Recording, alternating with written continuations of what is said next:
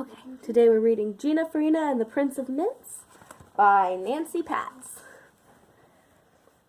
Anyone could tell from the map.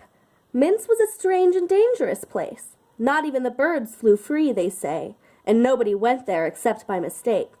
But the story begins in Volzano, long ago in Volzano. Gina Farina, the baker's daughter, made marvelous, meaty, most unusual, truly splendiferous pies. They were crusty and spicy, with apples and quince. Ah, just the slightest hints of quince. The people came from miles around to buy them and sing her praises. But Gina Farina paid them no attention.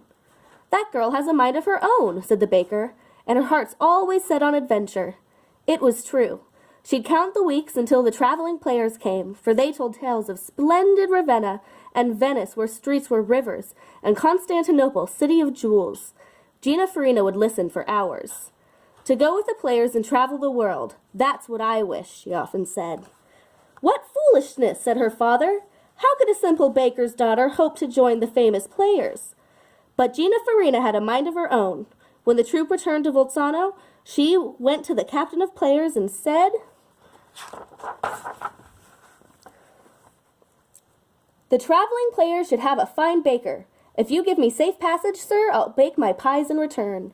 Spunky girl, the captain thought, and what an elegant treat it would be to eat so well on our journey. "Come then, Gina Farina." The day soon came for departure.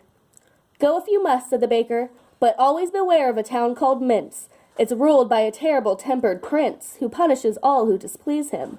Nobody ever goes to Mintz, except, my dear, by mistake." But Gina Farina had a mind of her own, and she paid no attention. In town after town the players performed, and Gina Farina made specially luscious, deliciously snifferous, truly splendiferous pies. Then one night, when the mist was thick, near Nudelberg, past Boppen on Linz, they found they had wandered into a strangely grim, gray town. "What grumpy people," said Gina Farina. "This must be Mintz," said the captain. They read the sign on the wall in the square. "Rules of the Prince of Mintz beware. Remember by day, remember by night. In Mintz the prince is always right. All persons in the town of Mintz must act exactly like the prince, and no one must ever say no to him. Obey these rules or be locked in the stocks for a night and a day in the public square. By order of the prince beware." The captain shuddered. "Bad things happen, I've heard, in Mintz to people who dare to say no to the prince." "Ridiculous," laughed Gina Farina, and she started her pies for supper. She baked the crust, she roasted the meats, she toasted the almonds, candied the sweets, and sprinkled the cinnamon, honey bun cinnamon, over the apples and raisins and quince. Delicious smells on gentle breezes drifted up.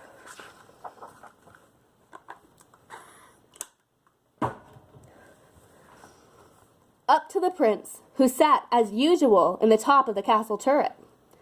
Vincent of Mintz, His Highness the Prince, was a vain and shamefully grumpy man.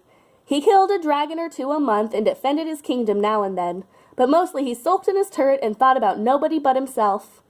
The people obeyed his rules, of course, and acted exactly as he did. But now His Highness sniffed. "Spices and meats?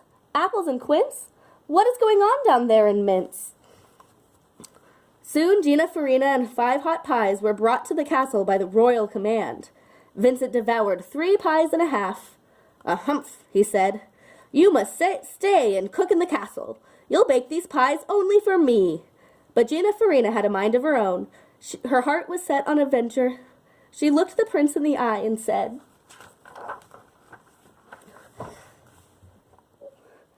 "No, thank you, prince." "What did she say?" "She said no to the prince. But nobody ever says no to the prince. It's never been done before in Mintz. Oh, nobody ever says no to the prince." Vincent thundered, "You'll cook in the castle." "Ridiculous," laughed Gina Farina.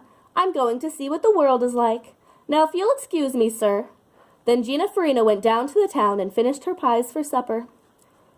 Up in the castle, Vincent raged. And since, in Mintz, whatever the prince did, Mintz did, People in town did the same. Vincent stormed, "How dare that girl say no to me? She must be punished." He called for his wisest advisers. "If she's locked in the stocks in the square," they said, "she cannot bake pies for your highness. First, give her 3 chances to change her mind." "Humph," said the prince. The wisest advisers continued, "Your highness himself must persuade the maiden, for the pies would be bitter with the baker in chains." "Humph," grumped his highness. "Make me a plan." And so, of course, they did. "I'll trick her all right," vowed Vincent. Off went the prince, disguised.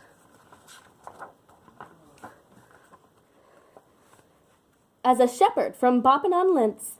"Good day, shepherd," said Gina Farina. They walked together on the mountain. "Just 1 year and 7, the shepherd declared. "The fruit of these trees has a sweetness so rare that people remember it all their days. And this is the year, so surely you'll stay and bake your pies for the fine young prince." "Ridiculous," laughed Gina Farina. "I've a big world to discover." She looked at the shepherd right in the eye. "I think it's a pity about the prince." "What's wrong with the prince?" snapped Vincent. Gina Farina just laughed. "The heart of a grump like that," she said, "will certainly turn to stone. Now don't you agree?" And her laughter echoed on the mountain as she skipped back down to town. Back in his castle, Vincent was dreadful. Sulky by day, grumpy by night. And since, in Mintz, however the prince was, Mintz was, people in town were the same. "She has 2 more chances to change her mind," the wisest advisers declared. They reached into their bags of tricks. "I'll fool her this time," Vincent muttered, and off he went, disguised as a merchant from Constantinople. "Good day, merchant," said Gina Farina. They walked together in the marketplace. The merchant declared, "I hear a certain noble prince will give you pearls and ruby rings and shimmering dresses of dragon's wings if you will stay and bake for him." "Ridiculous," laughed Gina Farina. "Who wants dresses of dragon's wings? I want to see what the world is like." She looked the merchant right in the eye. "It's such a shame about the prince." "Nothing is wrong with Mintz's prince," roared Vincent. Gina Farina just laughed. "He's sure to dry up like a prune," she said, "if he sulks all his days in that turret. Now don't you agree?" And her laughter echoed in the marketplace as she danced away. Life was impossible, truly impossible, up in the castle and down in the town. "One last chance," said the wisest advisers. They had a special plan. "She'll never say no to me now," said Vincent. Off he went, disguised as a handsome traveling player. "I'm handsome as can be," he thought. But Gina Farina paid no attention, for this day she was very sad. The prince was struck by the sight of her. "Why are you so unhappy?" he asked. "Our captain of players is ill," she said, "and we've no one to take his place. Tonight the people will come for the plays, but there will be no plays to see." Her sigh pierced the heart of the prince. "I wish I could make her feel better," he thought, but he'd never had such a thought before, and he didn't know what to do. "I wonder, sir," said Gina Farina. She looked him right in the eye. "Could you help us?" "Humph," said Vincent. "Perhaps I can." "I know you'll play the part so well," Gina Farina exclaimed. And so he did, until he got stuck on the dragon's wing. "A humph," he suddenly cried, for as he stumbled, his mask untied and floppingly popped away. The people gasped. "The prince! The prince! It's really the prince! That player is really Prince Vincent of Mintz! Happy and helpful and not at all grumpy. His Highness was having a wonderful time. Well, you know how it is in Mintz.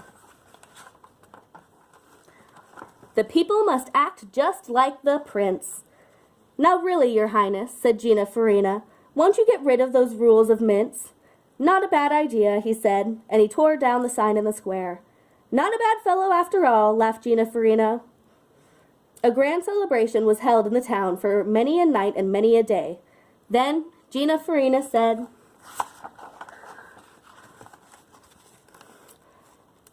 "Now I must go. I wish you would stay." "I do," said Vincent. Gina Farina gently replied, "But I have a very big world to see, and the time has come for the troop to depart." She looked Prince Vincent right in the eye. "Come with us, please do," she said suddenly. The captain of players said, "We would be honored, your highness." The prince looked from one to the other. Indeed, I'd like to do it. But I am the prince, he said with pride. These are my people, and here I must stay. Hurrah, the people shouted. The wisest advisers smiled, and so did the baker's daughter. And then she was on her way to wondrous adventures in Venice, Ravenna, and Constantinople, in places she'd never even dreamed of. But 1 year and 7, when the fruit of the trees was especially fine, near Nudelberg, past Boppen on Lintz, the air would fill with the splendiferous smells of spices and meats and apples and quince, just the slightest hints of quince, for the traveling players would return. And Gina Farina would laugh again with the Prince of Mintz, and the sound of their laughter had a sweetness so rare that people remembered it all their days. The end.